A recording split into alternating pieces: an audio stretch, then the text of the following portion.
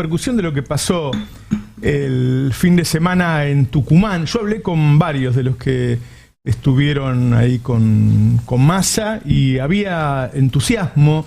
O sea, claramente los gobernadores pueden conseguir mucho más votos de los que habían conseguido.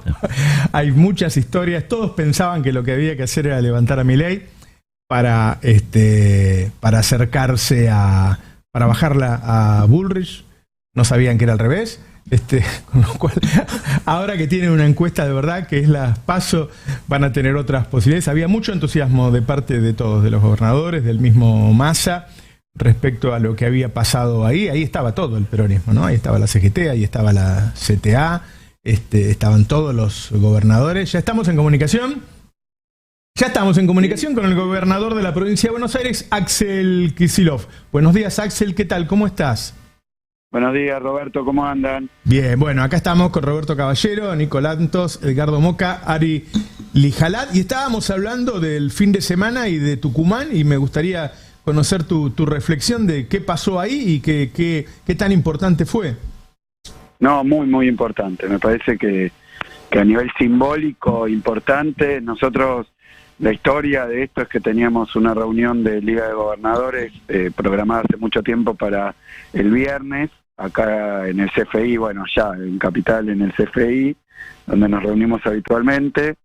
Y bueno, un día estaba en una reunión con Sergio, también estaba Juan Mansur, que iban a hacer en el norte, en Tucumán, una reunión de los gobernadores del norte grande. Entonces coincidían más o menos las fechas y decidimos juntar una cosa con la otra, así que nos trasladamos el mismo viernes con varios gobernadores también de la liga, digamos, no del norte, y junto con la reunión que estaba programada, que incluyó reunión con empresarios, pero terminó siendo un viaje y una reunión donde participaron también CGT, CTA, bueno, movimientos sociales, y los gobernadores, diputados y diputadas, senadores. Es decir, que fue una reunión muy importante de Unión por la Patria, que además finalizó con el acto ese en el hipódromo, donde Sergio hizo un discurso muy bueno, que viene a no solo por lo simbólico, sino también por los compromisos que tomó con los diferentes sectores, por relanzar de alguna manera la campaña de cara al 22 de octubre, charlando también entre los gobernadores, los dirigentes de la organización y de la articulación de las distintas campañas provinciales con la nacional. Así que bueno, muy bueno en lo operativo, en lo simbólico, y también en términos de líneas de campaña, porque Sergio habló sector por sector de determinados compromisos del gobierno, que me parece que también es tomar nota de lo que ocurrió en las PASO en agosto, ¿no? ¿Qué ocurrió cuando yo leo que los gobernadores dicen que pueden conseguir 1 millón más de votos? ¿Por qué? No, me parece que bueno, que había provincias donde coincidieron las PASO para las candidaturas nacionales con las candidaturas provinciales, el caso nuestro, que no desdoblamos, por ejemplo, y entonces esas PASO también eran una elección que tenía mucho volumen en la provincia, y entonces la campaña provincial coincidió con la campaña nacional, y en las primarias, bueno, hubo una movilización importante acá en provincia de Buenos Aires, articulación con los intendentes, que también se eligieron ya en primarias, ¿no? Pero se eligieron los candidatos a intendente de cada distrito, o sea, mucho en juego al mismo tiempo. Entonces un esfuerzo grande de cara a las PASO, también tomando en cuenta que las PASO del 21, también en provincia de Buenos Aires, se demoró de cara a la general recién, lo que es la articulación más fuerte de la campaña, mientras en provincias donde ya se había elegido gobernador, creo que las PASO tenían menos relevancia real, digamos. Pero como resultado, bueno, se vio lo que se vio. Creo yo que más allá de los análisis de la motivación de los votantes, de lo que ocurrió con Milei, más allá de todo eso, creo que a nivel nacional hubo un fallo generalizado en las encuestas. Nadie vio venir dos cosas que creo que son lo más relevantes. Por un lado, la inmensa sorpresa y significación que tuvo la derrota de Larreta, que hace un año era casi número puesto como próximo presidente, ¿no? Y terminó sacando un 11%. O sea que cuando uno mira las novedades o las sorpresas, por decir así, se veía ya venir que Bullrich le iba a ganar la interna a Larreta, pero no con esa diferencia, ¿no? No con esa diferencia. Y después, bueno, cambiemos Juntos por el Cambio, como se llame, por las luchas intestinas, ¿no?, que mostraron durante esa interna. La verdad que terminó con muy pocas posibilidades, porque a nivel candidatos, bueno, Sergio y Unión por la Patria, unificando las dos candidaturas, que sí son compatibles y que se ha expresado así, y bueno, Sergio termina con un resultado que lo pone tremendamente competitivo de cara a la general. Así que bueno, creo que la novedad es que se pinchó y se desestructuró mucho Juntos por el Cambio, ¿no? Claro. Axel, caballero, a ver, hay una especie de convicción que sobrevoló ahí, como que la elección es ganable. ¿En qué se basan para tener esta idea o este optimismo hoy? Sí, yo lo comentaba el otro día, que circuló mucho, que me parece que lo que ocurrió en las urnas de las PASO es para prestarle mucha atención, y creo que nos interpela a la dirigencia política en general, y creo que hay que hacer un esfuerzo de clarificar más nuestras propuestas. Yo lo vi a Sergio enfocado en eso, sector por sector, y cuál es el debate en términos políticos y en términos de futuro, ¿no? Me parece que ahí la derecha, ya sea en la expresión de Milei o de Bullrich, logró captar un descontento con la situación actual, sobre todo Milei, y poner ahí diferentes presuntas soluciones. En el caso de Bullrich, absolutamente incomprensible, así que fue sustituida por un nuevo, digamos, candidato a presidente o parecido, que es Fundación Mediterránea y Melconian, tratando de explicar qué piensan hacer, que era muy difícil de comprender. Y en el caso de Milei, con una serie de latiguillos, una serie de propuestas que creo que los propios votantes de Milei hasta ahora no se habían tomado el trabajo de entender a qué se refería con vouchers, a qué, digamos, palabras nuevas, o mismo dolarización, qué quería decir en términos del futuro de la sociedad en su conjunto, pero también de la vida cotidiana de cada uno. Entonces creo que ahí hay que hacer un esfuerzo de traducción de esas propuestas de Milei, que son de imposible cumplimiento, y que los que lo dicen son los propios economistas de ese espacio, incluso del otro. Es decir, la derecha hoy lo que nos muestra son, en algunos casos, presuntas novedades, que son las recetas más antiguas que uno puede imaginar, y además fracasadas. Me parece que, sin ser despectivo, hay que hacer un esfuerzo de traducción para que se entienda que el voucher es un arancel, ya no a la universidad, no es la privatización solo de la universidad, sino de la escuela secundaria, de la escuela primaria, del jardín de infantes, va a ser arancelado en esa propuesta, que después dijeron que se puede aplicar en el segundo gobierno. O sea que creo que estamos hoy con un poco más de profundidad y seriedad discutiendo cuáles son las propuestas de la derecha, y se va cayendo una a una las presuntas genialidades que tenía, los milagros que ofrecían. Y después, del lado de Unión por la Patria, ser más claros y contundentes con qué tenemos para ofrecer, cuál es el programa del próximo gobierno.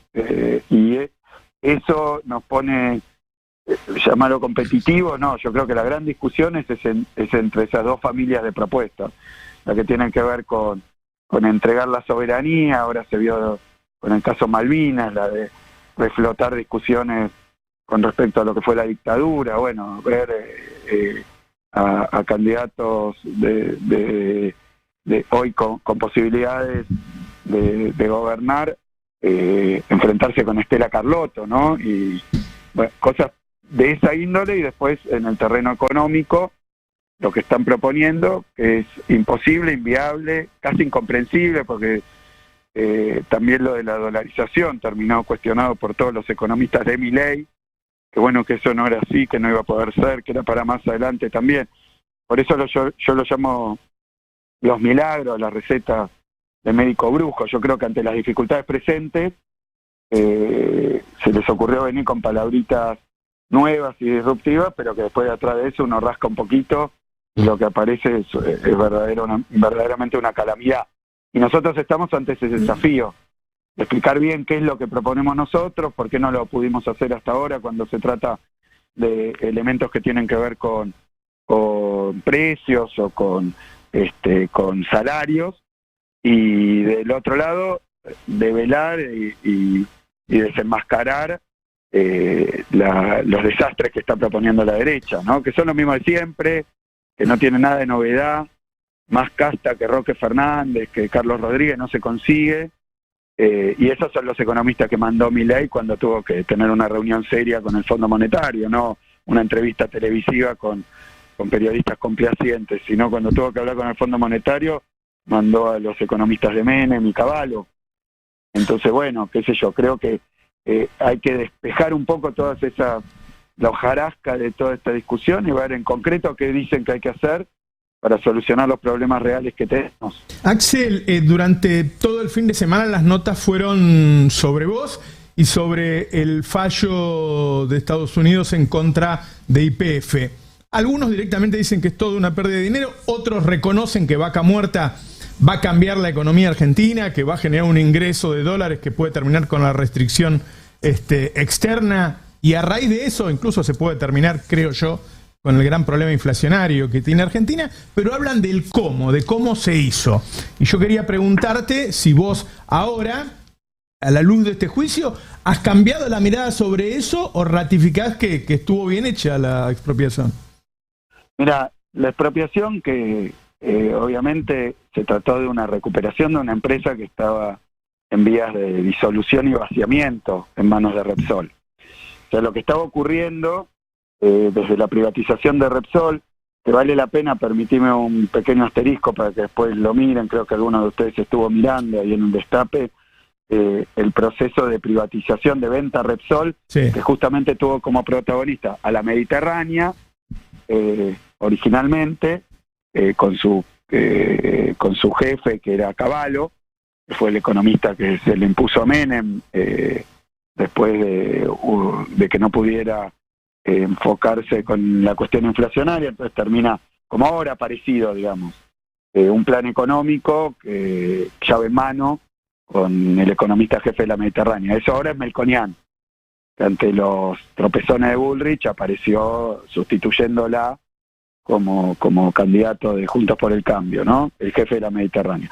Pero después de que se va a Cavallo, llega Roque Fernández, que era el presidente del Banco Central durante todo la primera etapa de la convertibilidad. En el 96 se va a Cavallo y llega Roque Fernández de la mano de Carlos Rodríguez, que son los dos tipos que manda Milei a hablar con el Fondo Monetario. Y uno de los temas, yo veía una entrevista en Perfil, donde Carlos Rodríguez explicaba que se fue del viceministerio de Economía por la privatización de YPF, porque se la entregaron a Repsol, y que la propuesta hasta ahí era una privatización, digamos, atomizada, que se permitiera diferentes participantes, y le dieron el 99% a Repsol, sacándole también y forzando a las provincias a vender sus participaciones. O sea que todo tiene que ver con todo, son los mismos actores que nos llevaron a privatizar YPF y al desastre del vaciamiento de YPF. Eso, cuando se toma la decisión de recuperar YPF, se hace a través de una ley que se aplica a la ley de expropiaciones, después de haber declarado YPF, el control de YPF y la soberanía en términos de hidrocarburos como de utilidad pública, ¿no?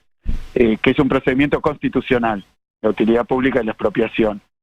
Lo que se está discutiendo hoy es que en realidad habría que haber recuperado el 100% de YPF, pagándola en los términos del estatuto de la empresa, que es lo que trata de imponer ahora la jueza esta de Nueva York, de Wall Street, digamos, que es la sucesora del juez Griesa. O sea que voy a plantear 3 puntos. Punto 1, de nuevo los fondos buitres y un fallo en ese juzgado de los fondos buitres en medio de una campaña electoral. De nuevo, creo que no se puede ser ingenuo con respecto a esto, con el momento en el que lo sacan, y bueno, es un fallo en primera instancia. Es un disparate el fallo, un disparate, porque pone el estatuto de YPF, de una empresa privada, por encima de la Constitución, de la ley de expropiaciones, su procedimiento, y de lo que votó el Congreso, en el caso de YPF, que fue votado por radicales, por la coalición cívica, en su mayoría, que fue la recuperación de YPF, con 208 votos, me parece, de los 257, o sea, por amplísima mayoría, recuperar YPF de esta manera, que es aplicando una ley que tiene, que en realidad viene puesta en la Constitución Nacional, que es el derecho soberano de un país, de cuando tiene una necesidad vinculada a la utilidad pública, a la prioridad de recuperar la soberanía energética, bueno, puede recuperar el control de YPF. Eso es lo que se hizo, y está bien hecho. Después que un juez o una jueza en Wall Street de nuevo aplique una sentencia absolutamente disparatada, no pone en cuestión cómo se hizo, porque si fuera así, nada de lo que se haga para defender la soberanía, es como que uno diga, ¿para qué vamos a luchar por las Malvinas, por la plena soberanía argentina en las Malvinas, si después se impone por la fuerza una potencia extranjera? Entonces, ni peleemos, porque en cualquier momento vaca muerta se la puede quedar no sé quién, como pasa con determinados yacimientos en el mundo. Entonces, porque existan estos poderes, que son intereses económicos, entonces nunca deberíamos renunciar a la soberanía nacional y hacer nada. Yo creo que no. Hay que defender la soberanía contra los buitres de afuera y los caranchos de adentro. El tema jurídico, esto, además de que no es tan firme, que ahora va a ir a segunda instancia, se va a apelar y luego va a llegar seguramente a la Corte Suprema, porque es una violación de soberanía peor que la que se hizo con la deuda externa. Y lo digo una y mil veces, que recuperar YPF era imperioso, que hacerlo según el estatuto de una empresa privada, si lo hubiéramos hecho en ese momento y pagado esa fortuna por YPF, en efectivo nos hubieran dicho, le están regalando la plata a no sé quiénes. O sea que lo que está en juego acá son 200 años de gas para la Argentina, y eso, para hacerlo había que recuperar YPF, lo hizo el Congreso además, por amplia mayoría. Se propuso desde el Poder Ejecutivo, por supuesto. Así que, bueno, creo que son discusiones importantes porque muestran también lo que está en juego en esta campaña, ¿no? Los que van a entregar el patrimonio nacional, sin ni siquiera dar las discusiones, sin pelear por eso, sin enfrentar los intereses, como pasó con Macri cuando le pagó a los fondos buitres más de lo que le pedían. Pero que estén dispuestos a hacer estas cosas, que ahora quieran privatizar de nuevo YPF, que sean los mismos que ya la privatizaron y la fundieron, bueno, no hace... No significa que tengan razón, ni en los argumentos jurídicos, ni en la cuestión de fondo, que es el patrimonio nacional, que están dispuestos a entregar de nuevo. Así que yo creo que es importante discutirlo en la campaña. Por supuesto que se lanzaron a hacer campaña inmediatamente, y tampoco sorprende, por eso decía tres cosas. No sorprende un fallo buitre en medio de la campaña, no sorprende que nuestra oposición siempre esté a favor de los buitres y no de los intereses nacionales, no me sorprende. Melconian, por ejemplo, fue buitre, litigó contra la Argentina para obtener una ganancia por los títulos de deuda cuando se reestructuró la deuda en la época de Néstor, y obviamente una deuda contraída por ellos y después que los beneficia a ellos mismos. Entonces tampoco es sorpresa. Y en tercer lugar, no es sorpresa que todos ellos estén dispuestos a entregar de nuevo y a privatizar YPF, porque ya lo hicieron y fue ruinoso, fue un espanto. Y eso es lo que quieren hacer con YPF, con aerolíneas. Así Axel, que es importante discutirlo en la campaña. Axel, ¿cómo estás? Nicolantos te saluda. ¿Son los mismos buitres también a los que ahora Javier Milei está diciendo que va a ir a pedirle 60.000 millones de dólares para dolarizar la economía? Hasta ahora, el peor escenario que habíamos vivido en la Argentina era deberle esa cantidad de plata al Fondo Monetario Internacional. Si se la debiéramos a BlackRock y demás, sería incluso más grave, ¿no es cierto? Mira, es que son las dos cosas, porque Macri tomó 100.000 millones de dólares ahí cuando estaba el Messi de las finanzas, Caputo, que después se ve que parte de los dineros se utilizaron para financiar a Revolución Federal, que son los que están involucrados en el atentado de Cristina. Por eso creo que está todo muy a la vista. Toman 100.000 millones de dólares, el endeudamiento más feroz que tuvo la historia argentina, que tiene una historia de endeudamiento tremendo, ¿no? Pero este fue el más feroz. En 2 años después le dejan de prestar.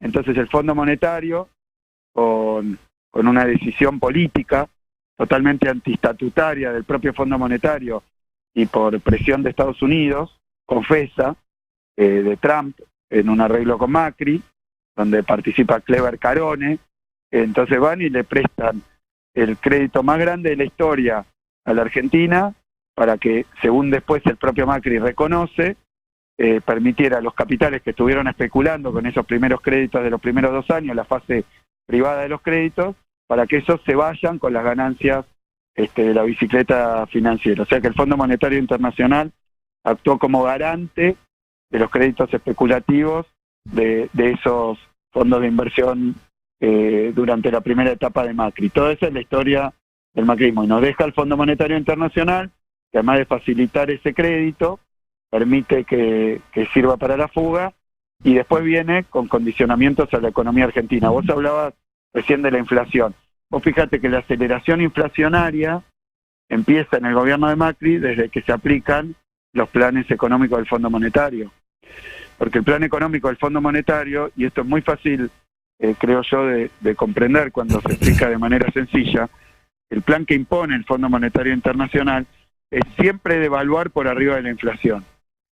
Yo sostengo, y muchos sostenemos, creo que a Roberto lo oí decir algo de este tipo, ¿no? Que mucho del proceso inflacionario de la Argentina, por su carácter de economía bimonetaria, tiene que ver con la devaluación del dólar oficial, que fija los precios de los productos importados y los precios de exportación, que es el grueso digamos, del vínculo con el sector externo.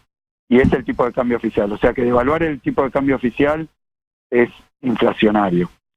Y si uno devalúa siempre por arriba de la inflación, lo que tiene es un proceso inflacionario que se especializa. O sea que desde que se aplica el plan del fondo en materia cambiaria, hay una aceleración de la inflación, incluso con Macri. Y luego continúa. O sea que la verdad que hay que ir a discutir ese programa. El Fondo Monetario impone ese programa. En estos tiempos, cuando venía el vencimiento previo a las PASO, decidió no hacer el desembolso. O sea que en otras épocas, cuando el fondo no hacía su desembolso y venía un vencimiento, entonces se llamaba a esto bajar la palanca a la economía argentina. Se hizo en el 89, ocurrió en el 2001. En el 89 lo cuenta muy bien Torre, ¿no? En su, creo que se llama Diario, sobre una temporada en el 5º piso, que cuenta como el Fondo Monetario decidió no hacer el desembolso y eso desbarrancó el programa económico de Alfonsín y tuvo que entregar el gobierno antes de terminar. De la Rúa pasa de nuevo, con Cavallo del ministro, que el fondo no hace el desembolso y entonces se produce un default y entonces terminamos en el corralito, el corralón y la crisis más grande de la historia. Eso intenta hacer el Fondo Monetario de nuevo antes de agosto, antes de las elecciones de agosto. No hace el desembolso y en ese momento, bueno, Sergio Massa, ¿no? Como ministro consigue los fondos para evitar un default. Para evitar un default con el propio Fondo Monetario Internacional. Consigue los fondos de China, consigue los fondos de Qatar y de la CAF, que es un banco de desarrollo latinoamericano, y de esa manera se impide que haya un default en el vencimiento.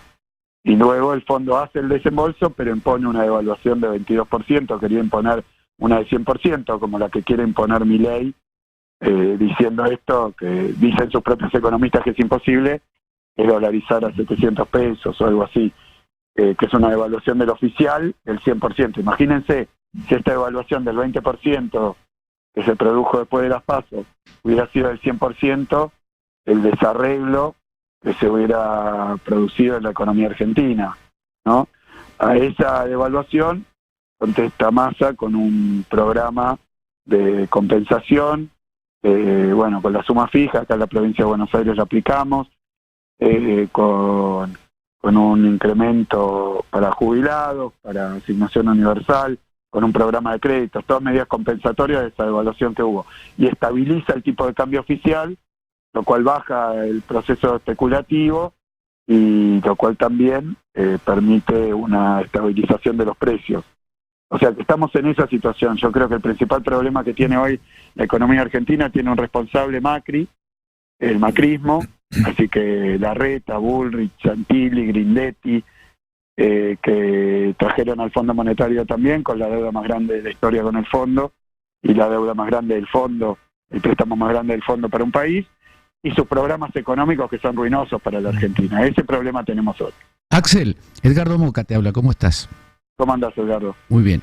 Quería desplazar un poquito el centro de la conversación a una noticia, digamos, que vos protagonizaste la semana pasada, con esta afirmación de que tenemos que componer y cantar nuevas canciones. Que, bueno, no voy a desarrollar esto porque lo desarrollaste vos. Quería ver si vos podías profundizar un poco esto que habías tirado, porque yo lo considero, y así lo hice público, un momento de viraje, de reflexión muy, muy interesante y muy productivo.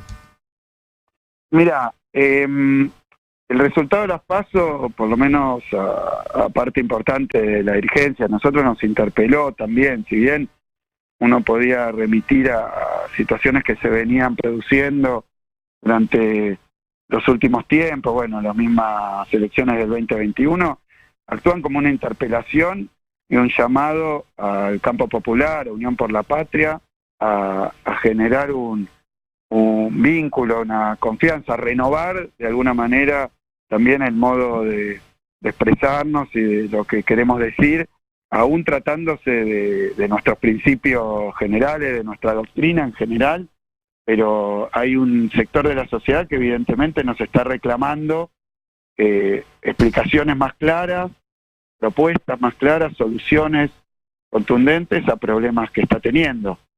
En ese sentido me parece que incluso el voto a sectores de la derecha, en lo económico, como es el caso de Milei, todos ellos el otro día salió un respaldo muy fuerte de Cavallo, o sea, no tienen nada de nuevo, Roque Fernández, Carlos Rodríguez, bueno, toda esta historia no tiene nada de nuevo, son viejísimas recetas, y nosotros que representamos de lo que implica llegar a respetarle y a ampliarle los derechos a la mayoría, bueno, evidentemente estamos teniendo un problema para explicar esto, para conectarnos con esas necesidades y para ganar la confianza de que efectivamente lo vamos a hacer. Eso exige creatividad, pero no mentiras, sino que exige poder llegar a sectores que evidentemente no están viendo en nuestra fuerza política una respuesta directa a sus inquietudes y a sus problemáticas. Así que yo me refiero a que tenemos que hacer ese esfuerzo, que no se puede postergar, que hay que hacer ese esfuerzo.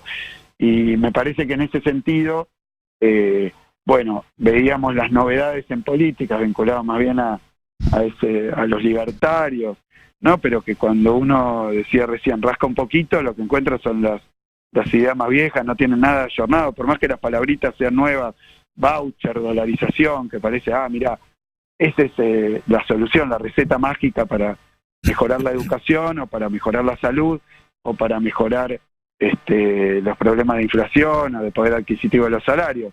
Pero cuando uno mira qué hay atrás, es volver a la convertibilidad, un desastre tremendo. Así que nosotros creo que tenemos que hacer ese esfuerzo.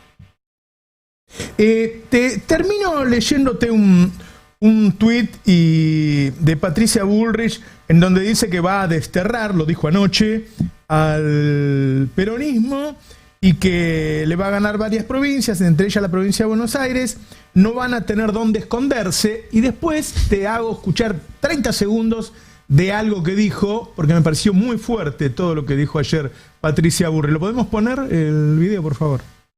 Es ahora, es primero con Santa Fe, es después con Entre Ríos, es con el Chaco, es con Mendoza, es con la provincia de Buenos Aires, es con todo el país. Es ahora, es el momento.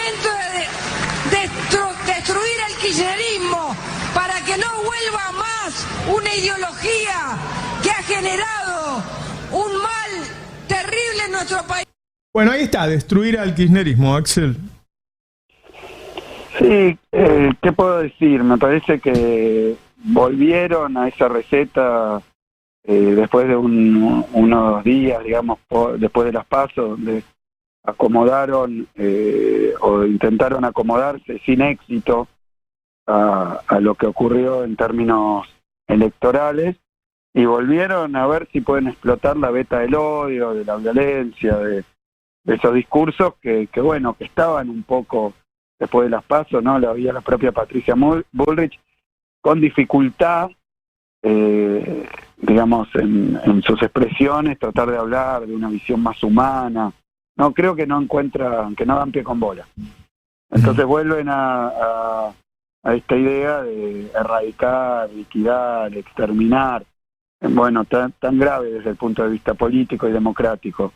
Me parece que además, qué sé yo, están disputándose o pretenden estar disputando o tal vez fortaleciendo algún sector que puede ver en esos discursos de odio y antidemocráticos directamente, porque es así, puede ver ahí algo atractivo, pero me parece que más bien la discusión tiene que pasar en esta campaña.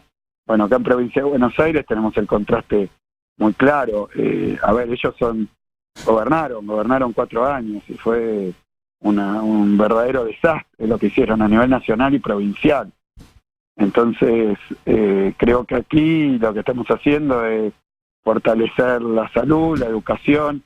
Vamos a transformaciones más profundas todavía, mejorando la calidad educativa, mejorando, integrando el sistema de salud de la provincia de Buenos Aires. En términos de seguridad también hemos hecho inversiones grandísimas. Obviamente, ni el marketing ni el blindaje mediático es lo que nosotros hacemos, sino trabajar y plantear una profunda transformación de respuestas que no andan bien, que reconocemos que no andan bien, y por más que en 4 años de pandemia hemos hecho inmensas inversiones, hay que seguir trabajando, y eso es lo que nos pide la sociedad en la provincia de Buenos Aires. No menos Estado, no erradicar a nadie, sino que les abramos las escuelas, que hagamos la ruta, que hagamos los caminos. Casi en el mismo orden hubo una nota de La Nación y una de Clarín anunciando que entre hoy y mañana el Partido Judicial va a decidir mandar a juicio oral a Cristina, a Máximo Kirchner, a Florencia Kirchner y a los dueños del Grupo Indalo. Es decir, otra vez un ataque muy fuerte a un medio de comunicación y mandar a juicio oral a Cristina y a sus hijos. Y lo están anunciando desde los medios. La persecución, la persecución contra Cristina, contra Maxi, contra los sectores de los medios de comunicación que no están subordinados directamente a esos poderes, es lo que han hecho durante el gobierno de Macri, antes del gobierno de Macri también, y eso desembocó en el acto de persecución y violencia más grande que vivimos en la historia democrática desde la recuperación de la democracia hasta acá, que es el intento de asesinato de Cristina. Forma parte todo de una misma familia, que yo sé que el día mismo donde conocimos ese intento de asesinato, donde por un milagro nos salió la bala, el que perpetró el atentado fue y disparó y la pistola funcionaba, o sea que realmente fue un milagro. Ese sí que fue un milagro, que no terminara en el asesinato de Cristina. Entonces creo que estos discursos, ese funcionamiento del Partido Judicial, la cuestión mediática, es la receta a la que quieren apelar de cara al 22 de octubre, ¿no? Y creo que con más desesperación, porque también las urnas no les fueron lo que esperaban. Entonces, creo que van a tomar ese camino, lamentablemente, ¿no? Me pareció que ese rapto, que tal vez algún asesor le dijo, no, tenés que parecer más humana porque están diciendo, o el reemplazo de Bullrich por por Melconian en la comunicación el no plan económico que tienen. Bueno, todo eso pensé que tal vez la desorientación después de agosto lo llevaba para otro lado, pero evidentemente están dispuestos a volver al mismo camino de persecución, de discursos violentos, bueno, lo de siempre, muy lamentable y muy repudiable. Yo creo que también eso es el resultado de que no solo no tienen propuestas, sino que cuando las expresan van al contrario de los problemas que tenemos. O sea, las propuestas de Bullrich y Milei, cuando aparecen, no solucionan ninguno de los problemas que efectivamente tenemos. Entonces, ante esa imposibilidad, y bueno, vuelven a esa trinchera desde la que se la pasan agrediendo. Axel Kicillof, gobernador de la provincia de Buenos Aires, muchas gracias por la comunicación, ¿eh? No, gracias a ustedes, un abrazo grande. Hasta cualquier momento. Bueno, invitamos hoy a Edgardo Moca y a Ari, y después surgió lo de la nota de Axel Kicillof, por las dos notas, a mi juicio muy importantes,